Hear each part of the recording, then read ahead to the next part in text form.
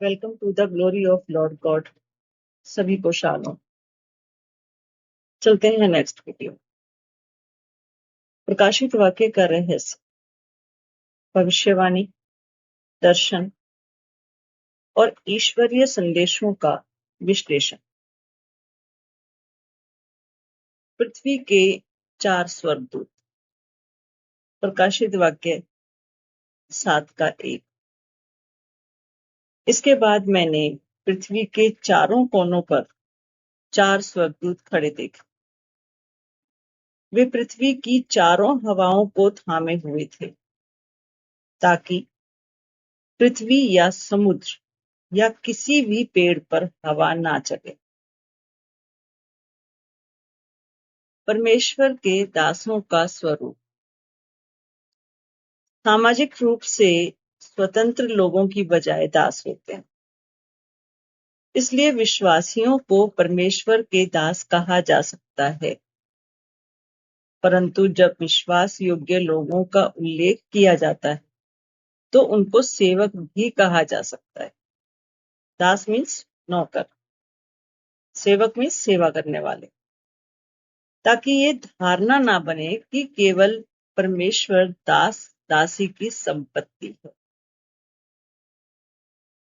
मसीह के लहू से मुक्ति। कुछ स्वामी दासों को खरीदते हैं, जैसे हम लोग नौकर रख लेते हैं ना, पैसे दे के उसे, इस तरीके से। परंतु परमेश्वर ने लोगों को मसीह के लहू के द्वारा मोल लिया। परंतु परमेश्वर ने मसीह के द्वारा दास प्राप्त किए, जिसने आत्म बलिदान के द्वारा विजय पाई। परमेश्वर के लोग यीशु मसीह को प्रभु और स्वामी कहते हैं और उनकी आज्ञा का पालन करते हैं। यानी परमेश्वर के सेवक वास्तव में स्वतंत्र हैं, क्योंकि मसीह ने उन्हें अन्य किसी के अधीन होने से मुक्त किया। शीघ्र होने वाली घटनाएं। दानियल 2:28 हम पढ़ते हैं। उसमें परमेश्वर ने कहा कि अंत के दिनों में क्या होगा। ये परमेश्वर ने हजारों साल पहले भविष्यवाणी के द्वारा बता दिया है। यह प्रकट किया वही प्रकाशित वाक्य उन बातों के विषय में भी बोलता है जो शीघ्र होने वाले हैं। भविष्य के विषय में भविष्यवाणी कथन तथा दर्शन रिपोर्ट देने के लिए भी कभी कभी अर्थ चित्रों के द्वारा भी प्रकट किया जाता था। दानियल 2:45 का दर्शन क्या है। जैसा तूने देखा कि एक पत्थर किसी के हाथ के बिना खोदे पहाड़ में से उखड़ा और उसने लोहे, पीतल, मिट्टी, चांदी और सोने को चूर चूर किया। जैसे एक पत्थर का मूर्ति को तोड़ देना पृथ्वी के राज्यों का अंत और परमेश्वर के राज्य के आगमन को दर्शाता था। ईश्वरीय राज्य का आगमन। छवियों और प्रतीकों का अर्थ। प्रकाशित वाक्य की छवियों को कभी कभी गूढ़ माना जाता है, पर उनका कार्य अर्थ को छिपाने की बजाय प्रकट करना। चौथा सुसमाचार यीशु की मृत्यु के स्वरूप को यह कहकर प्रकट करता है कि वह क्रूस पर चढ़ाए जाने के द्वारा महिमा में ऊंचा उठाया जाएगा। और यूहन्ना 18:32 कहता है कि यह इसलिए हुआ कि यीशु की वह बातें पूरी हों जो उसने यह संकेत देते हुए कही थी कि उसकी मृत्यु कैसी होगी। ज्योति और अंधकार का भेद।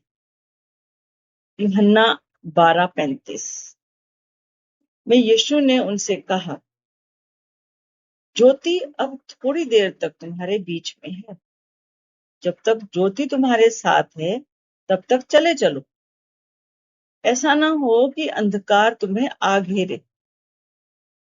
और ऐसा कहकर उसने ये प्रकट कर दिया कि वह कैसी मृत्यु से मरेगा। स्वर्गदूत और भविष्यवाणी। भविष्यवाणी पुस्तकों के शीर्षक अक्सर ये बताते हैं कि परमेश्वर का वचन किसी भविष्यवक्ता के पास आया, जैसे मीका 1:1 में, योएल 1:1 हम पढ़ सकते हैं, सपन्याह 1:1 हम पढ़ सकते हैं। पर इस क्रिया में स्वर्गदूत को शामिल करने का एक उदाहरण मलाकी है 1:1 में।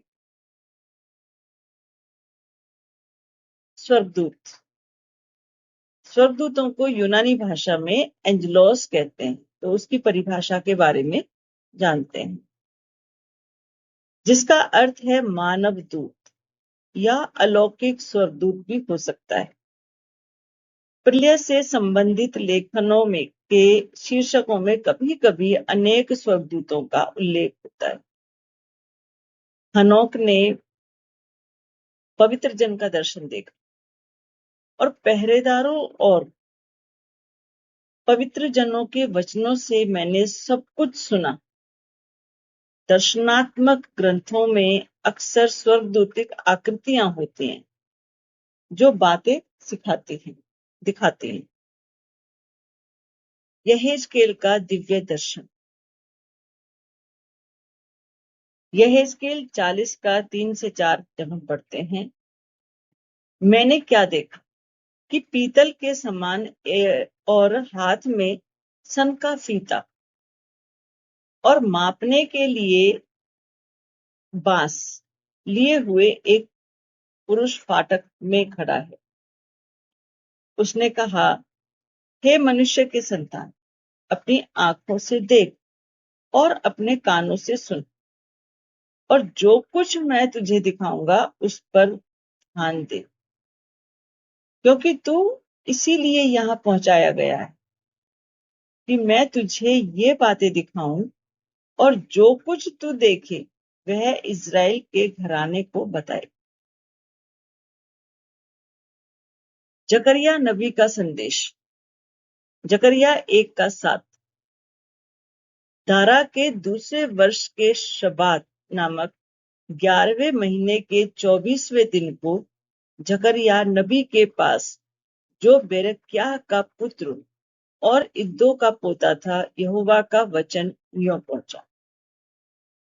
देखो बाइबल कितनी सटीक है कि उसने बिल्कुल महीने का नाम बताया गया है, दिन का नाम बताया गया है, कौन से महीने में कौन से दिन ये वचन परमेश्वर का पहुंचा, किसके पास पहुंचा। इससे सटीक कुछ नहीं हो सकता है। और ये हजारों साल पहले की जो है ये भविष्यवाणियां हैं, ये आज की लेटेस्ट नहीं है। तो यहां पर दिखती है सच्चाई। जकरिया 6:15 हम पढ़ते हैं, फिर दूर दूर के लोग आकर यहोवा का मंदिर बनाने में सहायता करेंगे। यदि तुम मन लगाकर अपने परमेश्वर यहोवा की आज्ञा का पालन करो तो यह बात पूरी होगी। और यही बात प्रकाशित वाक्य में भी सत्य है। यहूदा के गोत्र का सिंह। प्रकाशित वाक्य 5:5 कहता है कि मत रो। और कौन रो रहा था? यूहन्ना रो रहा था। तो वहां से एक दूत निकल कर आता है और वो यूहन्ना से कहता है कि तू मत रो। देख, यहूदा का के गोत्र का वह सिंह जो दाऊद का मूल है, उस पुस्तक को खोलने और उसकी 7 मोहरें तोड़ने के लिए जयवंत हुआ है। यानी कि भेजने वाला परमेश्वर पिता या मसीह, दोनों में से कोई भी हो सकता है, क्योंकि बाद में दोनों के विषय में कहा गया है। कि उन्होंने स्वर्गदूत को भेजा। सेवक यूहन्ना और गवाही।